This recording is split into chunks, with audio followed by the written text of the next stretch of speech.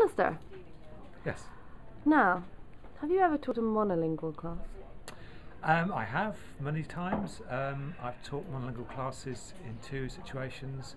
I was in Japan for a few years and I taught monolingual classes there, and also in Indonesia. I was there for a while and taught monolingual classes there too. Did you enjoy it? I did actually. It has some really lovely aspects to it. I mean, one of the great advantages of teaching monolingual classes is that all the students tend to have the same sorts of language issues.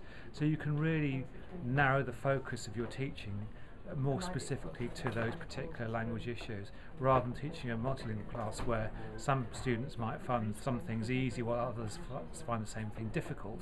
Here you can really hone in or focus in on particular issues. And I suppose there could be issues related to teaching monolingual classes. Yeah, there are. I mean, I think the biggest issue is that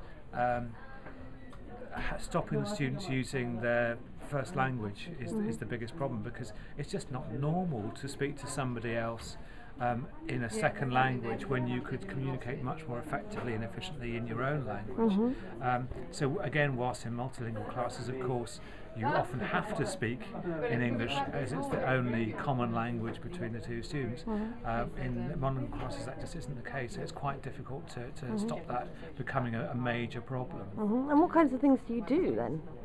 Well, I suppose there aren't any real secrets to this. I think one of the key things is just to point out to the students the advantage of using the language. Very often for the students, the class is the only opportunity they get ever to use English. So I think you've just got to keep on reinforcing that point and making clear to them that this is their chance to practice their English, because they just don't get that chance outside the classroom. And you do get monolingual classes that really find their English voice.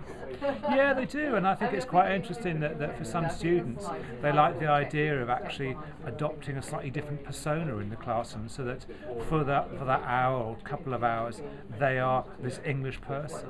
And it can be quite liberating actually, because it can help them step beyond the kind of cultural norms that they're used to. And obviously different languages have different cultural aspects to them, and people have different personalities in different languages, and I think forcing students to use English can be quite liberating for them. A problem I had in China was that, of course, it's difficult to do so much exchange, because, I mean, in a multilingual class, you know, they can talk about each other's differences in their culture, but of course in a monolingual class, it's all assumed. Well, that's right. So I think you're absolutely right. That innate exchange, both of using the language and of culture, just isn't there. And I think one of the ways I tried to get around that was actually being the different culture in the classroom, which obviously I was.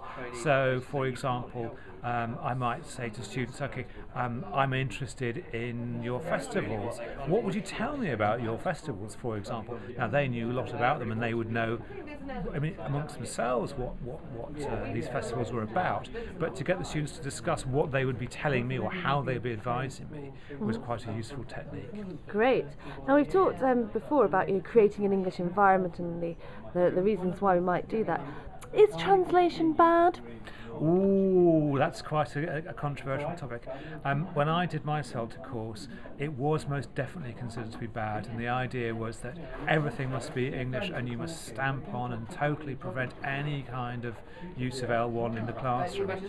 I think what annoys me about these sorts of things is where there are hard and fast rules. You must do this, you mustn't do that. And I think a bit of relaxation of that, which is what seems to be happening at the moment, is probably no bad thing. That the odd bit of judicious translation, whether it be just to simply help with one particularly difficult word that the students don't quite get, and you give them the word in their language and think, right, okay, we all understand now. Or it also has value, not so much in the sense of general translation, but making comparisons. So students compare how they would say something in their language with how they would say it in English.